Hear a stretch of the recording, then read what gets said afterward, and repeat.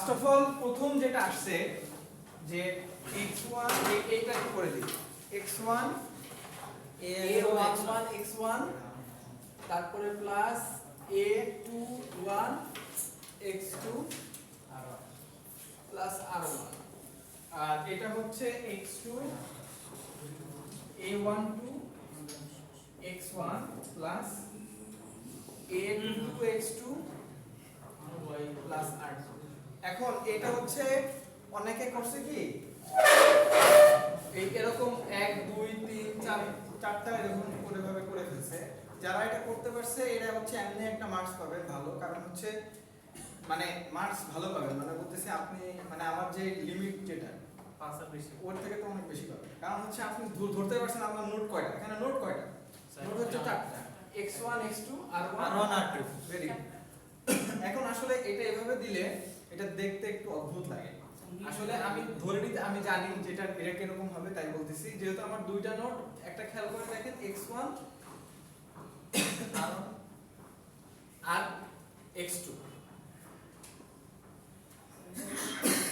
আমি করতেছি দেখেন আপনারা, এটা হচ্ছে r1 এটা হচ্ছে r2। এখন দেখেন x1 এর দিকে ইকুয়েশনের দিকে যদি আমি তাকাই, একটা হচ্ছে x1 টা x1 এ ঘুরে আসবে যেটা হচ্ছে a1 হ্যাঁ স্যার এই কি দিতে হবে বা এ না দিলে হবে না? না দিতে হবে, ওই যে ব্রাঞ্চ এখানে দেওয়া আছে না মানে এ মানে 11 বা 12 বা 21 এটা দিছি, কিন্তু এ তো হচ্ছে আমারটা তো একটাই ছিল মানে এ ছিল দিতে হবে। x এর সাথে যেটা আছে ওইটাই তো ব্রাঞ্চ।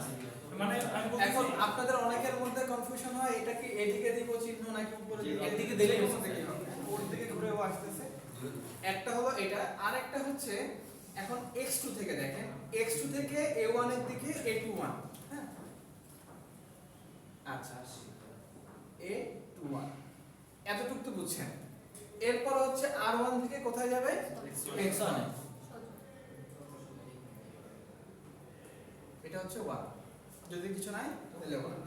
সিমিলারলি আমি x2 তে আসি, x2 হচ্ছে x1 থেকে 2 তে 1 x1 থেকে 2 তে a12, আরেকটা হচ্ছে এটা x2 থেকে r2 x2 শুধু x2 a22। স্যার বলছিলেন তো এ না দিলেও হবে মানে না না না না ব্রাঞ্চ তো দেয় না বলতেছি 22 ঠিক আছে দিছি, কিন্তু এ দিতে হবে তো কেন এর সাথে আপনি জিরো তো দেন ইচ্ছা করে না না আপনি দেন নাই ইচ্ছা করে দেন এর জন্য দিতেছেন। এর আগে ক্লাসে বলছিলেন যে এ দিতে হবে না মানে জাস্ট না না তাহলে মাইনাস মার্কস আচ্ছা ওইটা কনসিডার করব রে বাবা, এই এক্সারসাইজটার জন্য সমস্যা নাই, আপনি আরে নিচে দেনাই দেখে ওইটা না করতেছে সমস্যা নাই, ওইটা কনসিডার হবে, এটা টেনশন করেন কেন, পরীক্ষা দিবেন এটাই তো সবচেয়ে বড় ডিমেনশন। মানে ইচ্ছা করে দেই মানে এই শুধু আচ্ছা ইচ্ছা করে দেন নাই। এখন দেখেন এরপর হচ্ছে r2 থেকে x2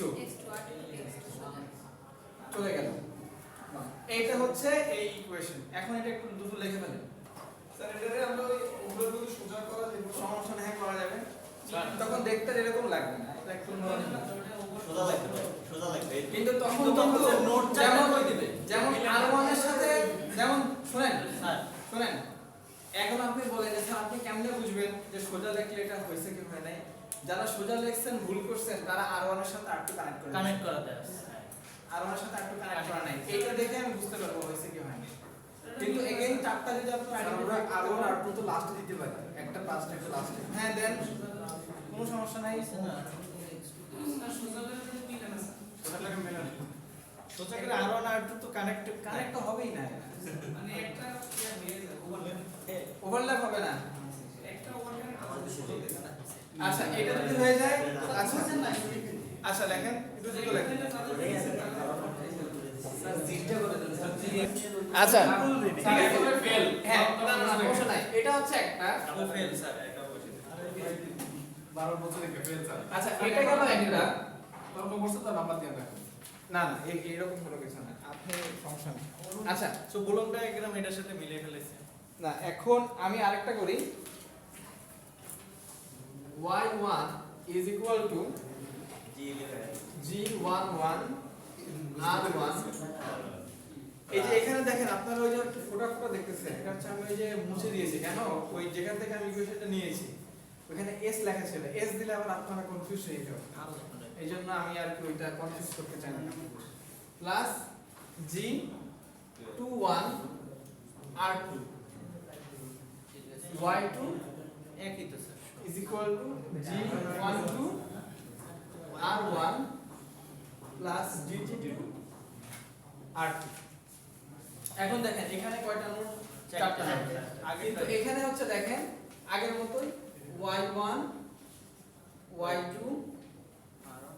আমি আবারও বলি, আপনারা যদি একসাথে এই এরকম চারটা দিতে চান দিতে পারেন। এখানে যদি R1 দিয়ে এখানে R2 দিয়ে করতে চান করতে পারেন, অথবা যদি আপনি এখানে R1 তারপরে হচ্ছে R2 Y1। স্যার তাহলে ভুল নাই। ভুল নাই, ভুল নাই, কিন্তু কানেকশনগুলো তো ঠিক থাকতে হবে। আপনি যেভাবে করে দিতে পারেন, সমস্যা নেই। আচ্ছা এখন খেয়াল করে দেখেন, শুনেন, এখন দেখেন এখানে কি বলছে, Y1 এ কে যাবে? R1 যাবে, তাই না? G11। এখন Y2 এরপর হচ্ছে R2 থেকে Y1 এ যাবে। A1 এ যাবে। আচ্ছা R2, ঠিক আছে। এরপরে Y2 তে দেখেন R1 থেকে Y2 তে, R1 থেকে Y2 তে। এটা এটা যেন কত ছিল? G21। এটা G21 ছিল, আর এটা কত? G1। আর এরপরটা হচ্ছে R2 থেকে Y2 তে। সুন্দর ইকুয়েশন। এটা হচ্ছে কত? অনেক এটা G2 ছিল। এখন আচ্ছা এখানে বলতে পারেন 2211 কেন? কারণ এর সাবস্ক্রিপ্ট তো মিলে যাচ্ছে, তাই না? এইজন্য স্যার ব্রাঞ্চ যেটাই থাক ডিরেকশন থাকবে মানে 100 দিলেও তো সমস্যা না, না। অনেকে ব্রাঞ্চের জন্য যেটা হচ্ছে এর আগের ইয়াতে যখন নিয়েছি আপনারা দেখেন এখানে যে অনেকের ইকুয়েশনে 1 to 1 to কানেকশন এরিয়া ছিল।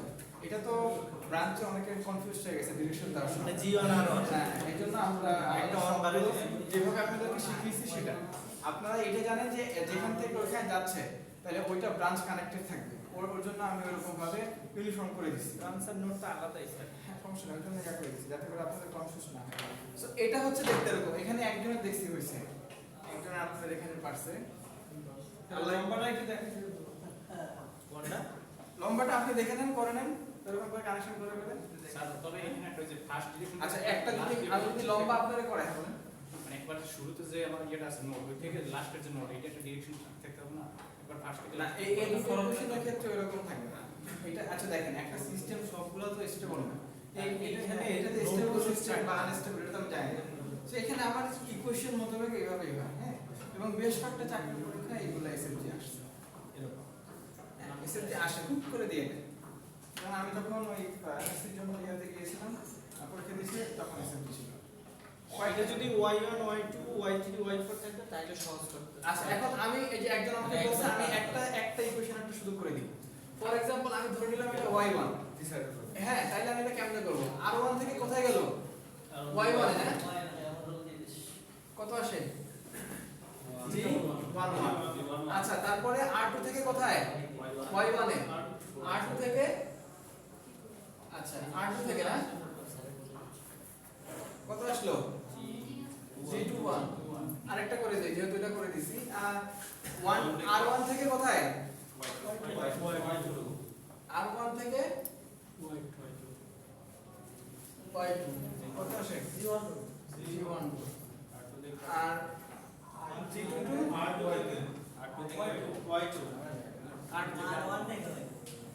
R2 থেকে Y2 এরকম হবে। তো স্যার ওই কি হয় ফরওয়ার্ড নাই? হলো না। ফরওয়ার্ড দরকার নেই, ফরওয়ার্ড দরকার নেই। মাঝখানে স্টেপ লাগবে না। এখানে তো আপনি মেসন রুল অ্যাপ্লাই করতেছেন না। মেসন যদি অ্যাপ্লাই করতেন তাইলে হ্যাঁ ট্রান্সফরমেশন বার করতেন। আমি এসএফজি চাইতেছি আপনার কাছে ভাই, জাস্ট এসএফজি আমাকে দিয়ে দিবেন। এখন সেটা ফরওয়ার্ড থাকুক না থাকুক, স্যার এটা যদি রিভার্স হইতো মানে ওই যে মাঝখানে পাতলা ওটা হচ্ছে ওই যে এখন আপনি বলতেছেন যে আমরা আমার স্যার আগে তো বলছিলেন যে এটা সবসময় ফরওয়ার্ডই থাকে। ফরওয়ার্ড থাকবে, হ্যাঁ, কিন্তু ওইটা ইকুয়েশন মানে মানে ইকুয়েশন depend অনুযায়ী ভেরি করে করে। আর কি, হ্যাঁ। যেমন আমি যদি আপনাকে এখন বলি যে আমার R1 এবং Y1 এর মধ্যে এটা যদি আমার Y1 যদি আমার আউটপুট হয় এটার ফাংশনটা ট্রান্সফার ফাংশনটা বের করেন, তখন আপনি তো y2 এর কথা চিন্তাই করবেন না। r1 এর সাথে যেগুলো সম্পর্ক দেখেন, এখন r1 থেকে কোথায় y2, y1 কোথায়, r1 থেকে y1 এর কানেকশন এখানে। যখন আপনি জাস্ট এই লুপটার মধ্যে যা আছে তা কনসিডার করবেন, বাকি তো আপনার দরকার নেই। যখন y2 এর কথা যাবে তখন y2। এখন এটা হচ্ছে একটার সাথে একটা ইনপুটের সাথে একটা ইনপুট ইন্ডিপেন্ডেন্ট, কিন্তু ওভারঅল দেখা যায় যে আপনার ওভারঅল ট্রান্সফার ফাংশনে এটার একটা প্রভাব থাকে এটাই। কিন্তু সবগুলোতে যে সবসময় এখানে ফরওয়ার্ড পাথ আছে কেন, এই r1 থেকে y1 ফরওয়ার্ড পাথ না, r1 থেকে y2 এটা একটা ফরওয়ার্ড পাথ না।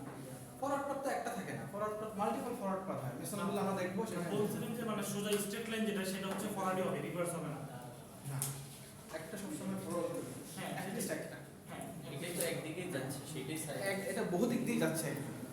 সিগন্যাল ফলো আচ্ছা ঠিক আছে, এই এটা বুঝতে পারছেন? এখানে কিন্তু দেখেন, মানে আমি এরকম করে করছি, এরকমই করতে হবে, ওইরকমটা করলেও হইতো। এখন এটা যার যেটা সহজ। যেভাবে করতে পারেন, কিন্তু এটা দেখতে সুন্দর লাগে, তাই না?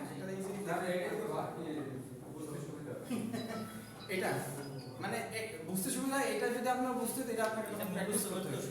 যেমন আমি এটা করতে, আমি এটা ধরলে আমি করে ফেলতে পারবো, কারণ হচ্ছে আমি এরকম এটাকেও পড়ছি, আপনাদেরকে পড়াইছি, এই জন্য আমার জন্য ইজি। এখন মনে করেন আপনি একবার করছেন এসএসসি, তখন আপনি তো এটাই করতেন। আমি যখন ইয়েতে ছিলাম তখন আমি এরকমই করছি, মানে এভাবে করি, মানে স্টুডেন্ট যখন ছিলাম, কারণ তখন তো আবার ওই বেসিক তো ওইটাই, ওইগুলো জাস্ট কানেকশন ঠিক রাখছি। বাট আপনারা এটা না করলেও ওইটা হইলেও হবে। আমি তো বললাম যদি নোট আইডেন্টিফাই করতে পারেন তাহলে তো এখানে মার্কস থাকবে। তো এখানে মার্কস টার্কস নিয়ে টেনশনের কিছু নাই, জাস্ট কনসেপ্টটা ক্লিয়ার থাকতে হবে। এই যে এইটা কে চারটা নোট লাস্টে 334 কার কমন আসছে, এগুলো বুঝে আসছে না না বুঝে, ও ফেল। নাকি নেটে না না সার্চ দিয়ে ঠিক আছে। পারছেন নিজে নিজেই? ভেরি গুড, মানে নিজে মাথা খাটাইছেন, আপেল খেয়েছি না আজকে। মানে নিজে কাজ করছেন না? যদি করে থাকেন তাহলে ওই ভালো না। একজন ওই যে ওইখান থেকে উনি ওই একা একজনই পারছেন, আর এইটা হচ্ছে একজন পারছে, এটা খুব ভালো। আমরা অনেকেরই রয়েছে স্যার। হ্যাঁ এটা স্যার কনসিডার করি।